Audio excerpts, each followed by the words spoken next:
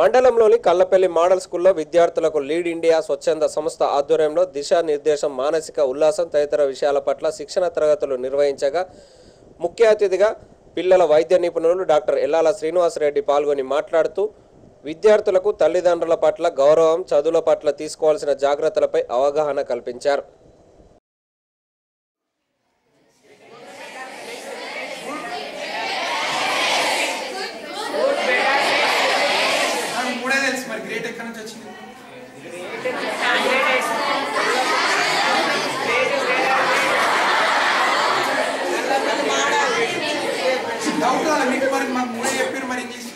చిన్నప్పటి నుంచి మూడే విన్నాం, మరి గ్రేట్ ఎక్కడదని డౌట్ వచ్చిందా? రాదు, తెలుసుకోండి మరి ఎక్కడి నుంచి వచ్చింది గ్రేట్ అనేది. ఎందుకంటే నేను గుడ్ ఈవినింగ్ అనకుండా మీకు బెస్ట్ ఈవినింగ్ ఎందుకన్నా అంటే ఇంతకుముందు ఏం చెప్పిండు రంజిత్ అన్న, 9 పాయింట్ వచ్చి ప్రాబ్లమ్స్ ఉంది. ఎన్ని ప్రాబ్లమ్స్ ఉన్నా 9 అనేది యాక్సెప్టబుల్ కాదు. Model school యాక్సెప్టబులా? 9 వచ్చినాయి అంటే క్షమించవచ్చా? అయిపోయి మరి దానికి క్వశ్చన్ లేదు కదా. 10/10 రావాలి అంతే కదా. ఓకేనా? ఒప్పుకుంటున్నట్టే కదా అందరూ? ఒక్క క్వశ్చన్, ఒకటే క్వశ్చన్ వేస్తాను నేను, నాకు ఎక్కువ టైం ఇవ్వలేదు వల్ల. సో ప్రపంచంలో అందరికన్నా అదృష్టవంతులు ఎవరు?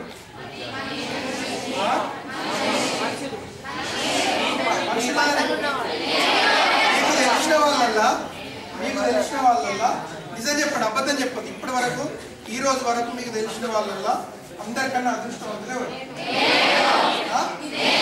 మీరేనా? మేం కాదా?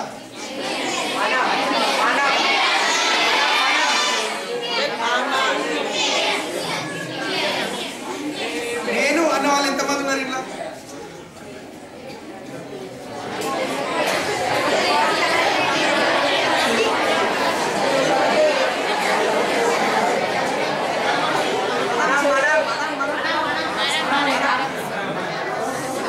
పిల్లలు 7 సంవత్సరాల బాబు, 5 సంవత్సరాల పాప ఇద్దరు కూర్చొని రాత్రి క్యాండిల్ పెట్టుకొని చదువుకుంటున్నారు.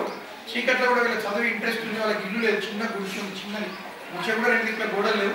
సో అందులో ఉండి రాత్రి చదువుకుంటుంటే ఒక ఈనాడు ఫోటోగ్రాఫర్ శ్రీనివాస్ కరీంనగర్ అతను ఫోటో తీసి పేపర్లో ఇస్తే చూడడానికి నేను వెళ్ళినాను వాళ్ళ ఊరికి మొన్న సండే రోజు మార్నింగ్. వెళ్తే మేము 9:30కి రీచ్ అయినాం. అక్కడ 11:30, 12 వరకు అక్కడ ఉన్నాడు. 2.5 hours ఉన్నాను నేను. ఆ ఉన్నంతసేపు ఆ బాబు ఆ బుక్స్ పట్టుకొని రాసుకుంటూనే ఉన్నాడు. 2nd క్లాస్ ఇప్పుడు పెట్టుకొని అవి రాసిందే రాస్తున్నాడు, మళ్ళీ నోట్స్ రాసుకుంటున్నాడు, హ్యాండ్ రైటింగ్ బుక్ రాస్తున్నాడు. ఇదంతా కంటిన్యూ అదే పనులు ఉన్నాడు. మేము వెళ్ళి మాట్లాడిస్తే ఒక మాట మాట్లాడాడు, 2 మాటలు మాట్లాడాడు. గుడ్ మార్నింగ్ సార్ అన్నాడు. వెళ్ళగానే అయిపోయింది, నీట్గా కూర్చొని చాప్ వేసుకొని బయట అంతా చుట్టూ మొత్తం చెట్టు ఎట్లుంటో తెలుసు కదా మీకు పరిస్థితి. సో ఆ సిచ్యువేషన్లో కూర్చొని చదువుకుంటే ఉన్నాం. మేము వేరే వాళ్ళ ఊరు లీడర్లు వచ్చారు, వాళ్ళు వచ్చి అందరం మాట్లాడుకున్నాం. వాళ్ళకి అన్నీ వేసినంతసేపు కూడా మాట్లాడుకుంటే చదువుకుంటూనే ఉన్నాడు. మధ్య మధ్యలో వాళ్ళ చెల్లెలు పిలిచి కూర్చుని చదువుకోమని చెప్తున్నాడు. ఆ పాప కూడా చదువుకుంటున్నాడు. ఒక 50 మంది వెళ్ళిన వాళ్ళ ఇంటికి, అందరు ఊళ్ళో జమ. అయినా కానీ ఎక్కడ డిస్టర్బ్ కాలేదు. అలా చూసి మంచిగా అనిపించి ఇమ్మీడియట్గా వాళ్ళకు వాళ్ళ ఊళ్ళో ఒకటి షెడ్ లాంటిది ఇల్లు కట్టిస్తున్నారు 90,000 పెట్టి.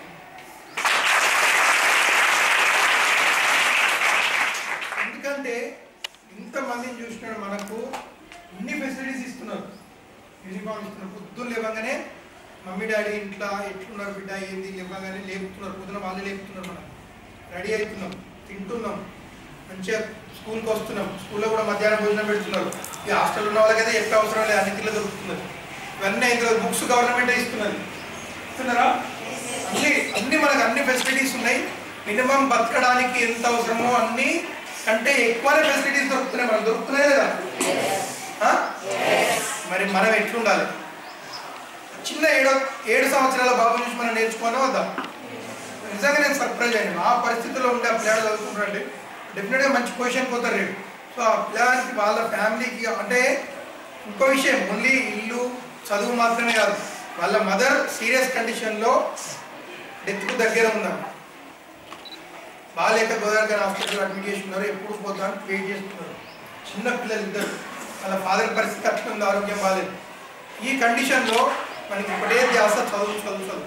నాకు ఇంట్రెస్ట్ అని చదువుతా అంటే నాకు ఇవన్నీ మిగతా తెలియదు, నాకు నేను చదువుకోవాలి, నేను మంచి గొప్పని కావాలని ఒకటే మాట.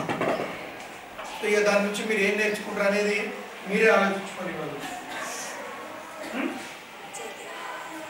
సో ఈ పరిస్థితుల్లో ఉండి చదువుకునే వాళ్ళకంటే మనం ఏ పరిస్థితుల్లో ఉన్నామో మీరు డిసైడ్ చేసుకోరు. మనం పక్క వాళ్ళ నుంచి మాట్లాడితే కానీ, టీచర్ల మీద జోకులు వేస్తే కానీ, లేకపోతే ఇంట్లో అమ్మ నాన్న సతాయిస్తే కానీ, చిన్న చిన్న విషయాల కోసం బట్టలు బాగాలేవని, లేకపోతే ఒకరోజు కూర మంచిగా లేదని, ఇవన్నిటి కోసం మనం సినిమాకు పంపించలేదని, చదువుకోమన్నారని, ఇవన్నీ విషయాల గురించి మనం రోజు ఏదో ఒకటి అంటే మనం చదువు చాదగాక 10 మంది మీద పెట్టి మనం చేస్తున్నామా లేదా? ఇవన్నీ రోజు చేసే పనులే కదా. సో ఇక మరి మన పరిస్థితి ఏంటి, మన ఆలోచన ఏంటి? మళ్ళీ చదువుకోవాలి, ఎగ్జామ్స్ మంచిగా రాయాలి, పాస్ కావాలి, ఎంట్రన్స్లు అన్నీ అప్లై కావాలి, మంచి ర్యాంకులతోటి మంచి ఉద్యోగం చేయాలి, మనం అనుకున్న లక్ష్యాలను రీచ్ కావాలి. బస్ అంతకన్నా ఎక్కువ ఏం లేదు మనం చేసి. సింపుల్ టైం టేబుల్ చేయగలుగుతారా? ఇదంతా పక్క అర్థమైంది కదా చెప్పేది. ఇంతకంటే సింపుల్ ఏం చెప్పలేదు.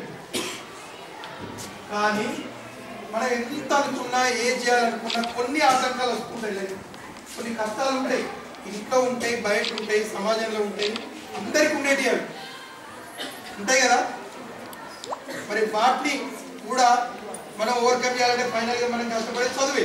మనం చదువుకొని బాగుపడితేనే అవన్నీ కష్టాలు ఇంకో తరగతి లేకుంటాయి. మీరు దయచేసి వాళ్ళు వెళ్ళి అందరూ కూడా ఇక్కడ ఉన్న వాళ్ళు ఇక్కడ ఉన్న ఏమైందా కానీ మనం అనుకుంటే అక్కడ చెప్పేసి టీచర్లు వచ్చి ఫస్ట్ ఇప్పుడు మనం అనుకున్నట్టు స్పీడ్ బ్రేకర్ వస్తుంటాయి, లైట్స్ వస్తాయా? ముఖ్యంగా మనకు వచ్చే ఫస్ట్ స్పీడ్ బ్రేకర్ అయితే నాకు తెలిసి హెల్త్ ప్రాబ్లమ్స్. అవునా? హెల్త్ ప్రాబ్లం అనేది మన చేతులు ఉండదు కాబట్టి దగ్గర జ్వరం వచ్చినప్పుడు సో హెల్త్ ప్రాబ్లం ఉండదండి ఏం చేయాలి మనం?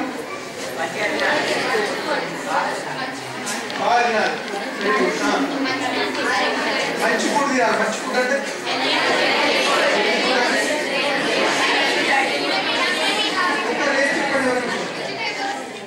టైం లేదండి. మంచి ఫుడ్ అంటే ఒకటి అన్ని పౌష్టికాహారం బ్యాలెన్స్ డైట్ తీసుకోవాలి. Very good.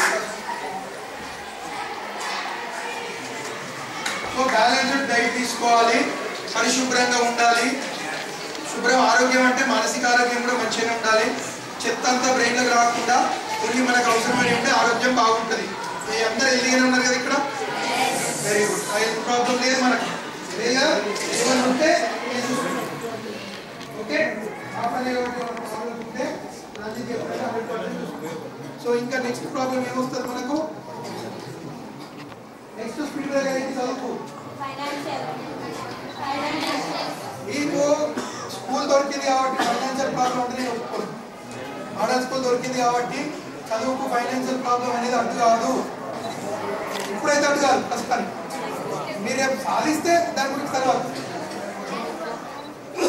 ఇప్పుడుందా financial problem? School రావడానికి ప్రాబ్లం అన్ని క్లియర్ దొరుకుతున్నాయి మనకు. అన్ని అంటే నేను ముందే చెప్పాను, ఇప్పటి వరకు మీకు ఏదైతే ఒక సాటి మంచికి దొరకాలో అంతగా ఎక్కడ దొరికింది. అందుకే మీరు అది సో ఫైనాన్షియల్ ప్రాబ్లం కూడా తర్వాత మీరు కావాలంటే సాధించాలి. ఏదో గొప్పగా సాధిస్తేనే ఆ ప్రాబ్లం వస్తుంది మనకు. ఓకే. ఇంకోటి నెక్స్ట్ ప్రాబ్లం ఏ లేదు ప్రాబ్లం. ఇప్పటి వరకు నేను చదివిస్తున్న పిల్లలు దాదాపుగా 2500 మంది ఉన్నారు. 2500